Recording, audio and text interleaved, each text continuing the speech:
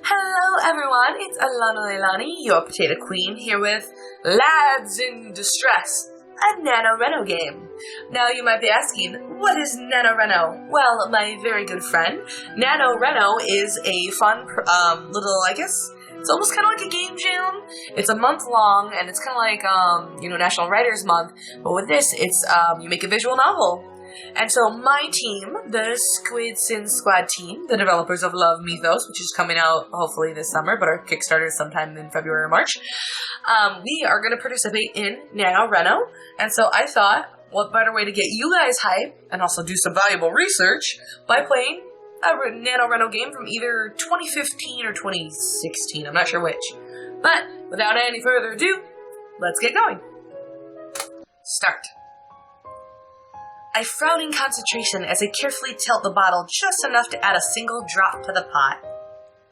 There's a loud sizzle, and I watch with a satisfied smile as the liquid in the pot turns a cloudy blue. Perfect. I knew it. I'm a genius. A knock on the door cuts my celebration short. I scowl in annoyance at the sudden interruption. You may not come in. The door creaks as they completely ignore my order and enter the room. Nicole. You wound me, Charming. At his voice, I turn around with a smile. I am greeted by the sight of my best friend, his hands clasped over his chest in a dramatic gesture. I mirror his teasing grin and threaten him playfully. You know, I could have your head off for disobeying my command blatantly like that. I drag my finger across my throat for emphasis and wink cheekily at him. Nicole's eyes widen comically as he staggers backwards in an exaggerated manner, making me snort at his performance.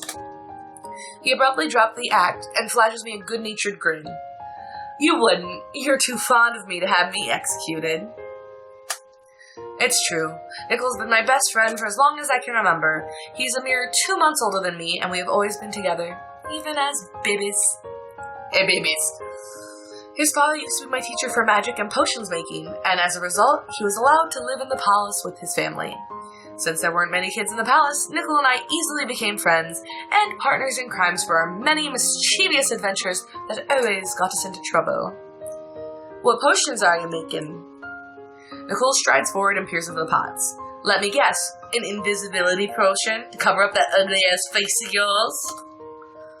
It's looking good. Of course, I would expect nothing less from a student of mine. I make a face at him when he go-offs at his own words. Ever since Nicole took over as my tutor after his father retired, he's been making teasing remarks whenever possible about his new elevated status. He conveniently leaves out the fact that I can count the number of lessons he's taught me on one hand, because I'm as good as him in magic, despite the fact that he's half fairy and magic is in his blood. Okay, exposition. You got a bigger spoon to ladle that into me? Do you have an actual purpose coming here, or did you just come to laugh at me? Oh, thanks for the reminder. I almost forgot. I'm here with a message from the king and queen, your parents, who you think would talk to you, but now they talk to me, the hot guy who's like smirky, best friend, yeah. I'm a fairy.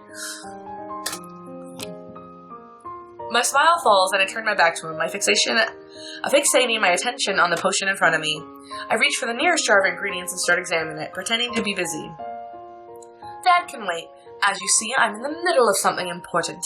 You know full well how disastrous the consequences can be to mess up even a single step when making potions. But that won't happen because you're Princess Charming. You don't make novice mistakes like that. Double finger guns. I can't help but smile with pride. Of course, I am fucking amazing. How could I have forgotten? The glint of amusement in Nicole's eyes immediately rouses my suspicions. Why are you looking at me like that? The realization that Nicole has tricked me into belaying myself slowly dawns on me. I briefly consider making up an excuse to avoid this conversation, but I decide against it in the end. I can't run away from this from forever. I might as well just get it over with. Well, you've successfully softened me up with some flattery. What does this message say? Nicole holds out a scroll towards me. After a moment's hesitation, I take it from him. What's this? It's a list of all the guests that will be attending the royal ball next week. Still needs your approval. I snort and toss the scroll aside without sparing it a second glass. My approval. My approval doesn't really matter, does it? Charming, I know this is unpleasant and unfair for... Definitely. I'm glad you know it too. you, but know that your parents would never ask of you if it could have been avoided.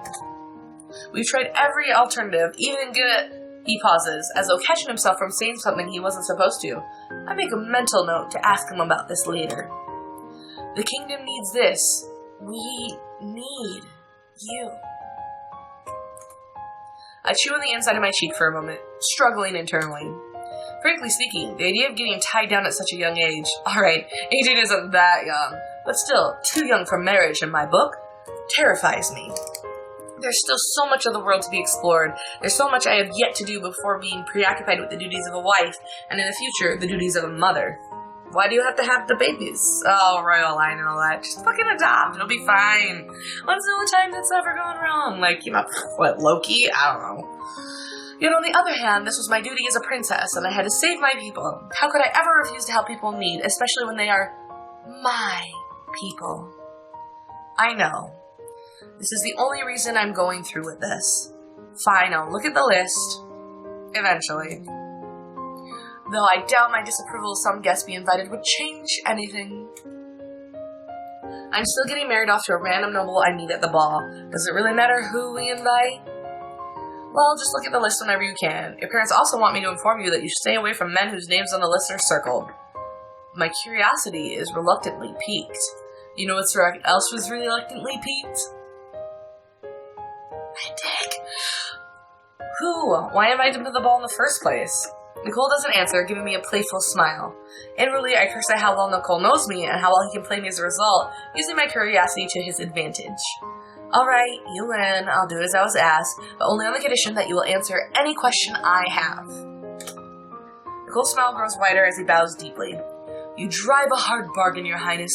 I accept your terms. You know where to find me, if you need me. Or if you need that dick! Oh, now you remember your manners and act like a loyal, subservient subject? After sneakily manipulating me into agreement? Nicole gives a loud laugh and turns to leave the room. Right before he reaches the door, he pauses and mumbles something so quickly that I almost miss it. I'm sorry. Aww. With that, Nicole walks away. That was definitely an intro, but man, what I wouldn't give for a study space that looked like this. Except take out the potion cauldron in the middle and put a drafting table and a sewing machine. And now we're cooking. Now we're cooking with cosplay? I glare down into the cauldron. If my memory serves me right, truth serums are supposed to be the color of obsidian, not vomit. I give an angry scowl and kick the side of the cauldron. Work already, you pathetic thing! I don't understand. Reverse engineering potions may be considered difficult, but I've never had any trouble with this. Normally, I could create the perfect mixture with my eyes closed. Sighing, I wrest a vial of fairy teals off the nearby shelf for another attempt. I tilt it above the cauldron to pour in a single drop. I should prepare myself for marriage. But when I look down at my hands, the entire vial is empty. A curse escapes my mouth as I peer down at the cauldron once more, wincing at the disaster. The liquid is exponentially more disgusting, which is progress in its own way. I'm so groused out that I start laughing incredulously at myself. You have some interesting way of showing your emotions, Princess dear. Clearly, this is not a good day for me. I turn to the bookshelf and quickly scan through rows of books looking for Nicholas' potion-making journal. Thankfully, I have no trouble finding it. When I reach up to grab it off the shelf, a long sheet of vellum covered with calligraphy slips out from between the pages. I roll my eyes at the sight of the list of guests for the upcoming ball. Of course. How convenient. Conveniently annoying, yes, but still convenient.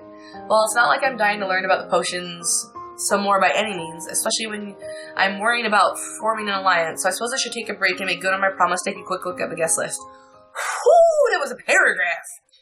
I slide the book back in place on the shelf and crouch down to pick up the list. 3 names are circled in red and immediately catch my eyes. Prince Snow of Snow Kingdom. What's next? Prince Dick of Dick Kingdom? Prince Mare of the Water... Prince... Literally, his name is Prince C of the Water Kingdom. And Prince Zell of the... Okay, let's talk about these names. You have Prince Snow of the Snow Kingdom, Prince C of the Water Kingdom, and Prince Tree of the Forest Kingdom. I see what they're doing. Interesting. These names fucking suck. No, I'm kidding. They don't suck. I'm just Yeah. If I remember correctly, their city-states are all fairly affluent and are located in nearby advantageous locations. If my parents are willing to disregard the benefits of a union with one of them, they must be pretty damn questionable. They're obviously tricking you and circling the three that they like the most, so therefore you'll do some reverse psychology shit and like them more. My eyes just rolled so hard, I think I just saw the future. Oh, I like this music though. My lips climb into a grin. Curiously is meant to be sated after all, and Nicole did ask me to look into the guest. Who should I research first? As a Hawaiian, I must pick Prince Mare. See all the way, bro? Even though, oceans are better, but whatever. I duly know Prince Mare. If my memory serves me right, Prince Mare of the Water Kingdom disappeared almost 7 years ago without a trace. Oh, is that all? When he finally reemerged weeks later, he was voiceless and somber, a pale shadow of the child he used to be. My eyes sparkle in excitement. The only thing that excites me more than curses is the possibility of being the great magician who breaks them. Wow! Ain't you something? Thinking I want to cosplay you. Thinking only about yourself, and not about this poor guy who disappeared for 7 years. Anyways, I need to learn more about Prince Mare. I know exactly who to consult. Oh, her spirit is leaving her body. Finding Nicole takes a good half hour and way more duration than I normally would bother to put in. He turns around with a hearty laugh and teasing glint in his eyes before I can say a word. As noisy as ever I see, your footsteps are loud enough to shake the whole castle. It's a miracle the castle hasn't collapsed already after years of your stomping. As observant as ever I see, your ears are keen enough to hear the ants crawling around. Even I can tell how pathetic my comeback was. Nicole leans against the wall and gives me a triumphant smirk. Well, I know you didn't thunder over here just to make small talk. What is it? You know me too well. Try guessing what I want from you. Dick! I have the hiccups. The dickups. Anyways. Is it about the guest list from the ball? Close. A particular suitor. There's a beat of silence, and the awkwardness is so palpable that I find myself tripping over my next sentence. You offered to give me information on any of the guests I asked about, remember? This is the agreement we made. You can't go back on your promise now. For a brief moment, Nichols' expression twists, but then an easy smile returns, making me wonder if I imagined the whole thing. Which suitor are we talking about? After all, there are so many on the list, you're gonna have to specify. Do you want it specified? Do you want it supersized? Got it memorized? Anyways, well, what do you know about Prince Mare of the Water Kingdom? After a brief moment of hesitation, Nicole begins to chortle. You picked the most interesting suitor to ask me about. I expected no less from you. Interesting, huh? Care to tell me how Prince Mare is so special? Well, it took quite a bit of convincing from yours truly to get your parents to invite any of the circled suitors. Thank you for your efforts, by the way. Definitely added excitement. You're very welcome. Mare was especially challenging to invite, though. Prince Snow is obnoxious but harmless, and Prince Zell is too busy being locked up to do anything of note. But Mare? Your refusal to call him a prince hasn't been lost on me. Thank heavens for that. To be fair, I don't know anything concrete. I've just heard rumors. Obviously, I know numerous other fairies, and fairies love nothing more than magic-related gossip, and apparently running their mouth for 15 minutes. Anyways. Mare is quite a dangerous one from what I've heard. Ooh, dangerous? How so? Because of the curse on him? Actually, Mare probably isn't cursed at all. Wait, what? How did he lose his voice and memories then? Trauma? Disease? I try not to let the disappointment show on my face, but Nichols' smirk tells me that he sees straight through my pretense, my selfish-ass pretense. It's not that I don't pity the man, of course, but I was hoping for the source of his muteness to be more magic-related, such as a curse. Not only are curses a lot more interesting, but they also are more easily curable. By my hands at that. Not exactly. The popular rumors whisper he sacrificed his voice and memories, trading them for something more useful to him. Oh, what happened? Pretend that didn't happen. Wait, he did what? Never mind. This is so much more exciting than the curse idea. Exactly what I just said. Well, possibly. Those who are capable of such trades are the strongest of fairies, but only the most wicked would actually go through with such bargains. Fairies so malicious would never agree to a trade that doesn't completely topple a nation or two. Whatever Mare got in return, can't be good. Everyone I've heard from fairies who visited the Water Kingdom and met him, he feels different now, too. Wait, what? What does that mean? I don't know how to explain. Fairies just have a knack for sensing people's natures just by being around them. Apparently, Prince Mare just makes fairies feel, well, nauseous now. Completely different from the way he made us feel before, if the rumors can be trusted. If he's so deadly, why did you make my parents invite him? With danger comes excitement. You should know that better than anyone. I gave him a dubious stare, not buying that simple explanation. Truth be told, Mare was added purely for my sake. I may be a bit eager to see him at the ball. I finally get to see the dreaded, feared Mare in person. I'm going to try as best as I can to secretly approach him and try casting a few charms on him. Hopefully, I'll get a quick glimpse into the details behind his disappearance. Shaking my head, I can't help but chuckle at Nicole's sudden childish excitement. Well, good luck with that. You know, you're really starting to take after me. I hate to admit it, but you may be right. Well, make sure to tell me if you learn anything interesting. Maybe I'll do some research of my own too when I come across him at the ball. Nicole freezes at my words. I cock my head at the abrupt change in his demeanor. What's the matter? Charming, you can't. Sorry, I really should have thought this through some beforehand. We don't know exactly how he's evil, but we know there is something majorly off about him. We also know with confidence that his target is you. I'm fine with you talking to him while surrounded by others, but I don't want you making any form of physical contact with him, and I definitely don't want you to ever be alone with him. I don't want you letting him even suspect you know something's off about him. We don't know what he'll do to protect himself, especially given that he may be more than willing to hurt you to begin with. I'll try my best. Shouldn't the same be said for you? I'm nowhere near as important as the crown princess of this nation, and Mare gains little from nothing from manipulating or harming me. I'll try my best to be safe, though. But Charming, most importantly, even if you don't listen to anything else I say, listen to this. No matter what you do, you mustn't, you can't select Mare as your potential husband, and that's final. Understand? You can't tell me what to do. Of course, I'm not that naive. I'm a princess, I do what I want! Nicole sighed in relief. Of course, I trust you, but I just want to confirm this to put my mind at ease. Your magic is powerful, but I don't know if any of us are equipped to go against Mare when we know absolutely nothing about him. I nod and we move on to happier topics. Oh my god, shut the fuck up! Sorry. After a short while of additional chit-chat, Nicole is summoned by my parents. It's time for me to research some more. More backstory. My eyes drift to Prince Zel's name on the list. Prince Zel, if my memory serves me right, he is the crown's prince of the Forest Kingdom. However, he was kidnapped by an evil witch when he was a child and never returned. Since then, his kingdom has fallen into chaos and the king and queen were overthrown, resulting in anarchy instead of monarchy. Why would my parents put him on the list? Nobody has heard from Prince Zel in years. Most have assumed he's dead. I trace the strokes of the name on the scroll with my thumb. Poor lad. If anyone needs saving, it's definitely him. I wish there's something I could do for him. A very vague memory suddenly pops into my head. Wait, weren't there some rumors about Prince Zel's location and the failed rescue attempts? Where have I heard this before? I immediately rush off to the best place to find the answers, the library. I glance at the title of the book before throwing it aside. No, not this one. Where is it? I sigh in frustration and glare at the ever-growing pile of useless books.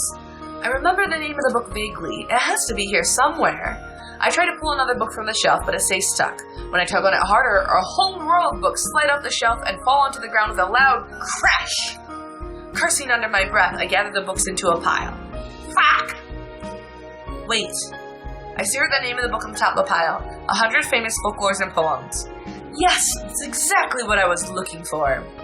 Flipping through the pages, I scan through the content quickly until I find a poem about Prince Zel. I let out a triumphant cheer.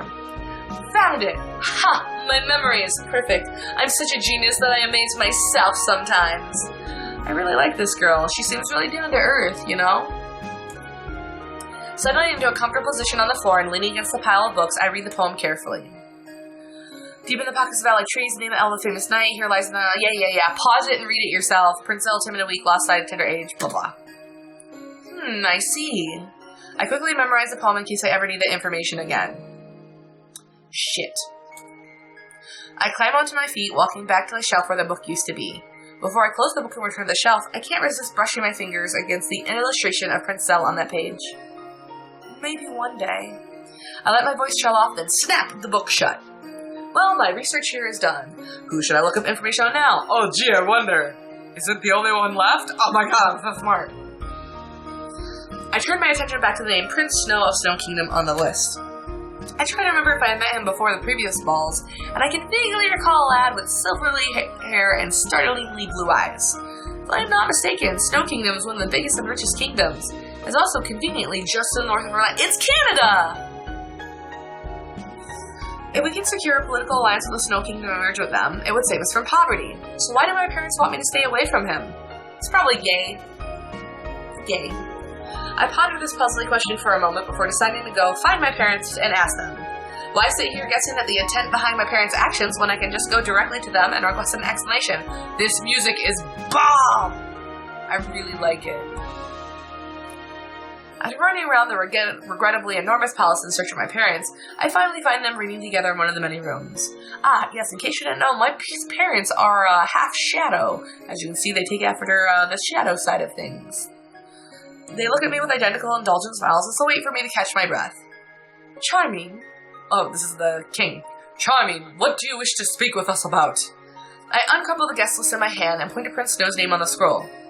Well, Nickel told me that you marked the names of lords I should stay away from, but I was just wondering why Prince Snow falls under this category. After all, isn't he the Prince of the Snow Kingdom? Last I heard, Snow Kingdom is as influential as ever. It would be a powerful ally to merge our kingdom with. Mother starts shaking her head before I'm even done with my sentence. Charming, you must never consider marrying this man. He's not good enough for you.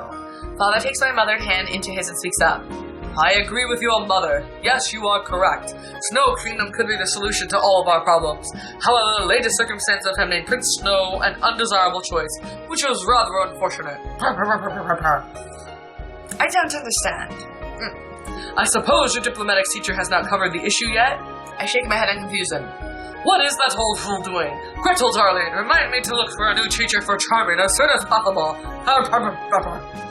It's the sound Father's making in my head, apparently. He turns his attention back to me. Prince Snow, as you should know, is a skirt chaser, to say the least. Pardon me while my mustache ran away. I had to hit enter. Which, my child, is the biggest reason why we do not wish for you to have him as your husband. You deserve to marry someone who will respect you and be faithful to you, and Prince Snow is not a good candidate for that.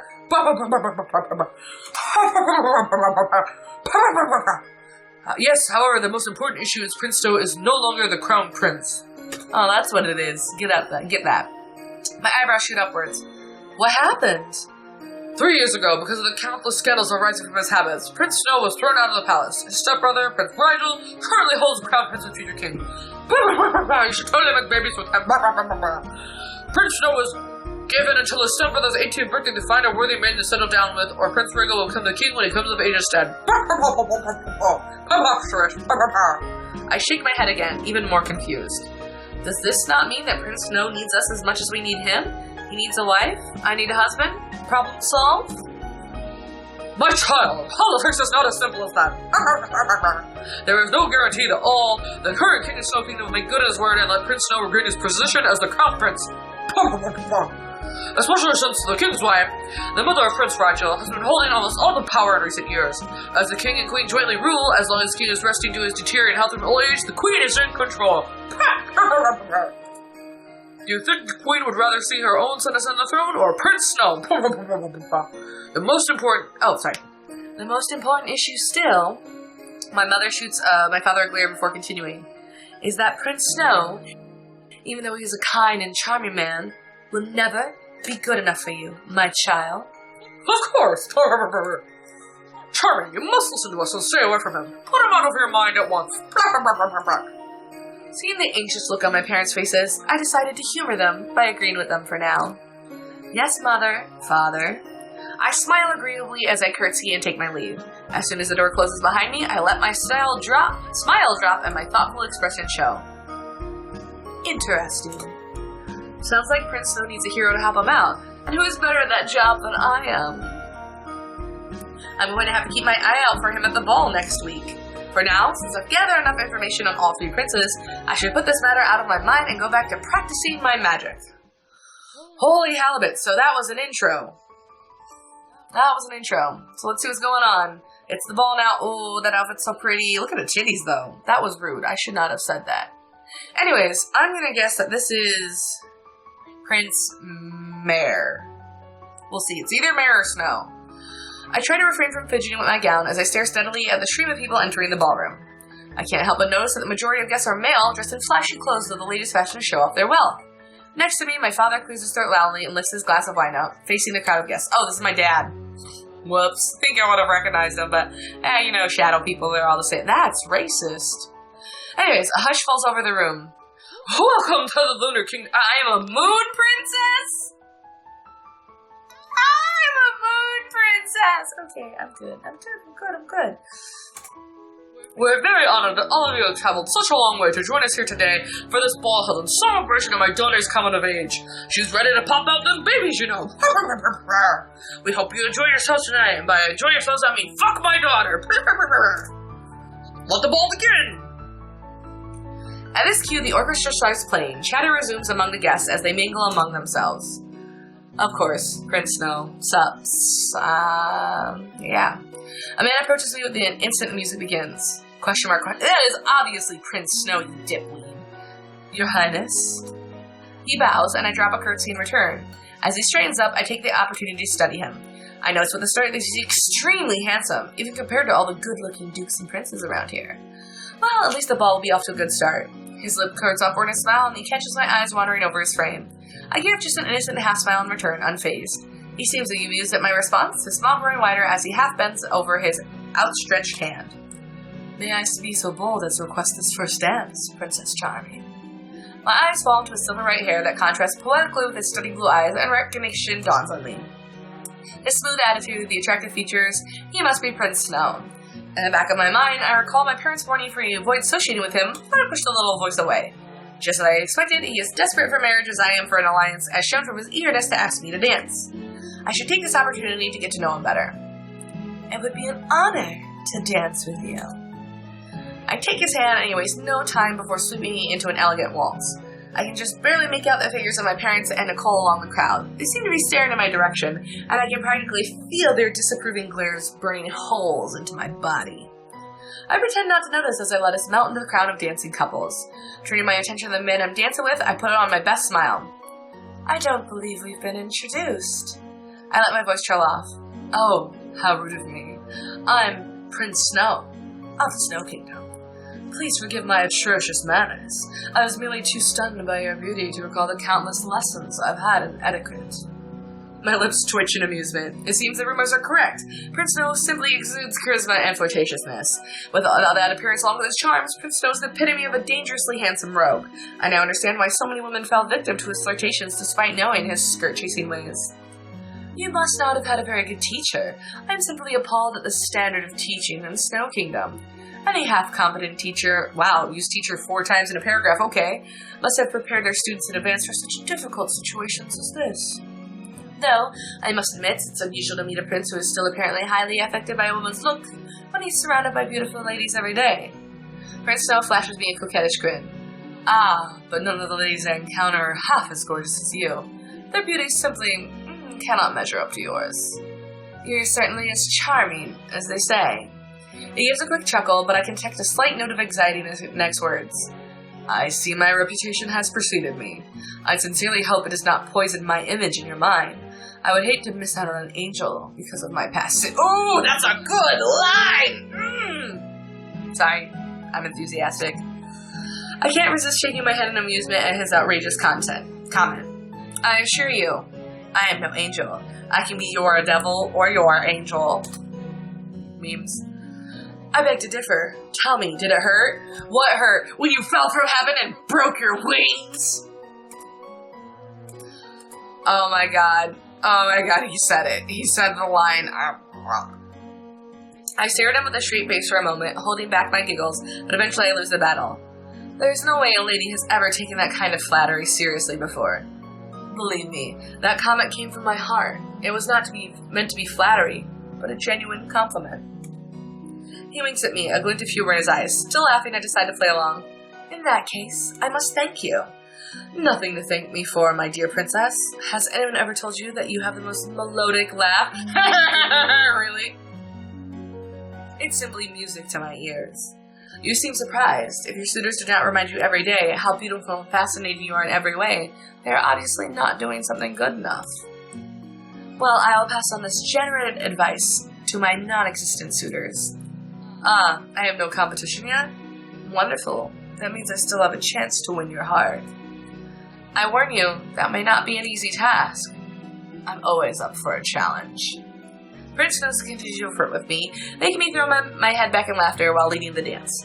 Surprisingly, I found myself not having to fake interest or force myself to pay attention to him. Instead, I am genuinely enjoying our conversation and warming my up to him. In fact, I don't even realize that song has come on and ends until he releases me. Releases inside of me? I give him a warm smile, curtsy. He bows in return, and taking my hand in his, and pressing a kiss to my hand. Thank you for the dance, princess. I enjoyed myself greatly. And maybe later I can enjoy you if you know what I mean. You're as delightful and charming as your name suggests. The pleasure was all mine. You're a great dance partner. My dance teacher would be ecstatic to hear that. Is your dance teacher better than your etiquette teacher? Well, you'll be the judge of that. I do believe he or she is. Give your teacher a raise in wages. He let out an amused laugh. The next song starts, this time in more upbeat, jovial tune, and the couples resume dancing around us with their new dance partners. I suppose I shouldn't keep you any further. I'm beginning to fear that one of the men from the long line of waiting suitors vying for your attention may grow impatient and stab me with a sword. But I'll go ahead and stab you with my sword. Wow, I am turning this into a different kind of visual novel. I would protect you if it comes to that. Prince Snow laughs again, pressing another quick kiss to the back of my hand. You are simply wonderful. Such a great conversationalist. I cannot remember the last time I've enjoyed simply talking to someone this much. I can see why people believe you'd be a great queen when it is your time to take the throne. Thank you, once again, for the dance. I shall forever treasure this memory. Until next time, my dear princess. He backs away slowly, his eyes fixated on mine. Oh, this is Prince Mare? He's not as awful looking as I expected. Unsurprisingly, several men walk my way the instant Princess Snow leaves. I am the center of the ball after all. Most of the nobles have only come for a chance to wedding me for my magical powers and the kingdom's prestige. The first man to give me a bow silently reaches out his hand, I take a few of the blah blah blah blah. The orchestra begins playing the next piece, and I look at him with a grin. Let's dance, shall we? We swirl into each other's arms, our faces dangerously close for the briefest of seconds. A minute passes, then another, with us simply dancing in silence. I would suspect this mysterious quiet prince has no interest in me, if not for the fact that he approached me instantly. His eyes have stayed devotedly on my face the entire time. Maybe he's just shy and finds it difficult to start conversations. Deciding to help him out, I open my mouth to speak. I don't believe we've met. Could I have your name? Rather than responding, he uses his available hand to brush his lips before shaking his head. Can you not speak? He shakes his head, and I look him over once more. As far as I know, the only male monarch or noble around my age who is unable to speak is... Are you Prince Mare? He nods. The silence unnerves me a little bit, but it isn't bad by any means, just different. Out of the corner of my eye, I spot Nickel in the crowd, watching us intensely, and I'm reminded of what he told me about Mare beforehand. Prince Mare looks and feels mundane, but then again, I'm only human, even if I'm great with magic. Our past rumors are just rumors after all, even if they come from fairies. Either way, how interesting for the first two people to win my attention and time are both men I should not marry. Yeah, super interesting. I steal one more glance at my parents and Nickel, then giggle at their faces. Well, I'm so lucky to be face to face with Prince Mare right now. It's a perfect opportunity to interrogate him. But how do I interrogate a mute man? Ableist. No. Prince Mare, how do you feel about black magic? I lower my voice. I hope you don't hate it. I practice it often. Please nod if you agree with my little hobby. I want a suitor who will accept me for who I am after all. Prince Mare blatches and shakes his head. I chuckle at the expression on his face. Don't worry, I'm kidding. I've never even learned dark magic. I've always wanted to learn about curses, though. I carefully scrutinize his face, hoping it will betray fear or guilt. However, Prince Mare only continues to look confused. I sigh, and I decide I should backtrack to avoid suspicion. My so-called interrogation is floundering. I may have been hoping for a bigger reaction from you. Teasing others is my greatest hobby, although today is clearly not my day. Prince Mare chuckles at my words. While I consider my options, he gently dips me down in his right arm, startling me out of my thoughts. The lack of conversation forces me to focus on our movements, on his proximity. When I twirl out of his embrace a moment later, I'm almost disappointed. We dance around the ballroom with vivacity. Ooh, good word. Practically cleaning the floor for ourselves. 1 second, we're as far from each other as our outstretched but intertwined hands would allow. The next second, we are far closer to each other than conventions would expect. I know nothing about your personality or beliefs, but I dare say we make a great dancing team. The prince raises his eyebrows, but his lips inch up into a grin. Don't get cocky now. Dances don't have any political use. His shrug blends so seamlessly into our movements, I almost can't tell whether it was intentional. I whirl out of his grasp one last time as the music draws to its end. Finally, we release each other's hands. I had a really good time. The prince nods. I'd love to keep dancing with you, but I doubt anyone around us would approve. I curtsy as a farewell and prepare myself for the horde of suitors that is bound to approach me soon. But Prince Mare seizes my hand before I can utter another word. What is it? He opens his mouth to speak, then shakes his head, remembering his inability. With a sigh, he lifts my hand, palms up, and uses an index finger right in. Thank you. I look back up at him, my smile wide. No, thank you. The prince seals his words with a kiss into my palm before he walks away, letting the crowd consume him. Whew. Almost there, guys. It's good. It's amazing. The backgrounds are beautiful. The art's beautiful. It's great. The music's amazing. But, we need some stamina for this one. The rest of the night passes by in a blur. I think I've danced with every single man here, and every time a song comes to an end, I get whisked away by another waiting dancing partner. My feet are positively aching by the end. As I watch the guests slowly filter out of the room, laughing with rosy cheeks from the wine, I wished nothing more than to crawl back into my warm sheets and fall asleep. Father, Mother, may I excuse myself? I'm exhausted, and I wish to get some rest. Of course! My mustache changed sides. Relieved, I gave a quick curtsy, but before I can leave, Father touches my arms and says in a low voice, Don't forget, you still have to make your choice tonight. Your mother and I will be waiting for your response tomorrow morning. I heave a heavy sigh. Yes, Father, I know. Good night. Oh, good night! What about the other prince? The next morning, I find myself standing in front of my parents nervously, fidgeting with my dress. Who have you chosen as your husband, my child? I would like to seek Prince Zell of the Forest Kingdom. If he turns out to be a suitable man, I will court him. A beat of silence hangs in the air, then laughter. What a joke, Charming! What a joke indeed! But really, who do you wish to court? I cross my arms. I just told you. I want to court Prince Zell, provided that he is no fool. This time there was no laughter. Prince Zell has been missing for years. It would be optimistic to call him dead. Why do you say that? My sources claim Prince Zell is trapped in the middle of the forest somewhere, desperately in need of a rescue. He doesn't even know that my source is merely a book of poems. Your sources are direly mistaken. How could Zell survive the middle of the forest for so long? He's a prince. Prince has no etiquette, not survival skills. I bet I could survive in a forest. You have magic on your side. Zell did not, and was he not rather weak to begin with? I crossed my arms defiantly.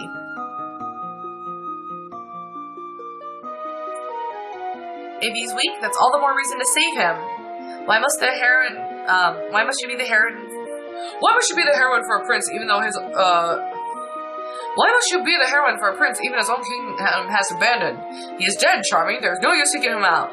Father, I know for a fact that Prince Zell is alive. He must be. Not even a fool would kidnap a man only to kill him so quickly.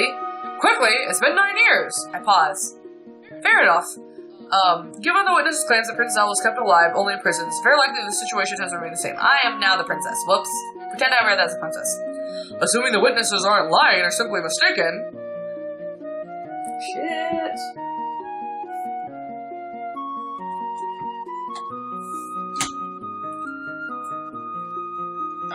Such a long episode. I did not plan on this.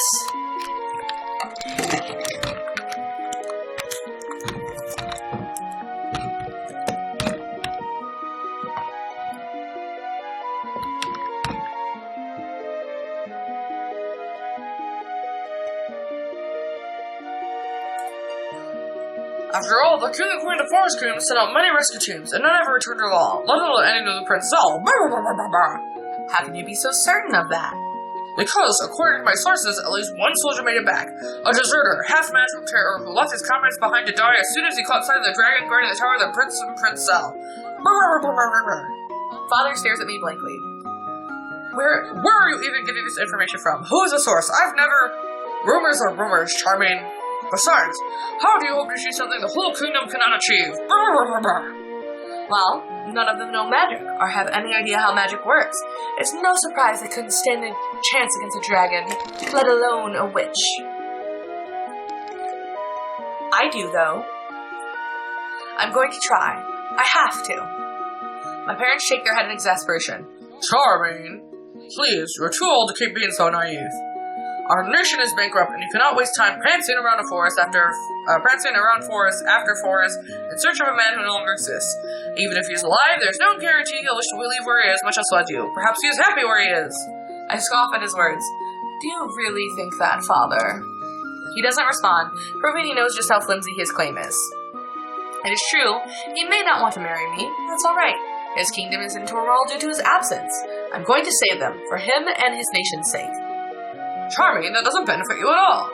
Since when does a heroine need rewards? Is our finances you worry about? Don't worry. Once I save Prince Zal and help restore his rightful rule, Forest Kingdom will be obliged to help us financially regardless of marriage. Then I neither have to marry nor risk Lunar Kingdom's fall. It is the perfect plan. I'm going to prove you wrong. No, Charming, you are going to stay and select a more apt suitor. Father, Mother, I'm out of here. Nicole knows how to contact me if needed. Not that I'm likely to respond unless Little Kingdoms have an emergency, which is unlikely. I'm going to search for Prince Zal, and you can't stop me.